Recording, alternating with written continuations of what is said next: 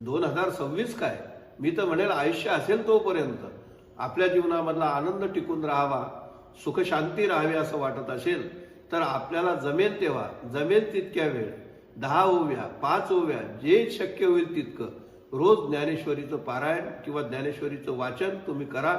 ज्ञानेश्वरीचा ग्रंथ घरामध्ये असू द्या, नुसता ग्रंथ घरात ठेवू नका। त्या ग्रंथाला नमस्कार करणे, हात लावणे म्हणजे प्रत्यक्ष ज्ञानेश्वर महाराजांच्या चरणावरती मस्तक ठेवण्यासारखं आहे।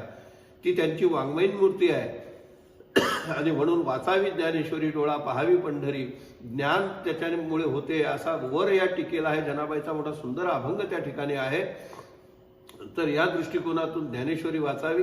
जीवन आहे तिथे काहीतरी चांगलं वाईट घडतच राहते, त्याच्यामुळे त्याच्याबद्दल काही विचार न करता आपण आपलं कर्म आणि व्यवस्थित छान सगळं केलं आणि त्याला जर कर्माला जर त्या ठिकाणी त्या भाग्याची त्या आशीर्वादाची जोड असली तर ते फलद्रूप होऊन सुख माणसाला मिळते, यात कोणताही संशय नाही। ते तुम्हाला सुख सगळं मिळावं अशी प्रार्थना करून इथे थांबतो। जय श्रीनाथ।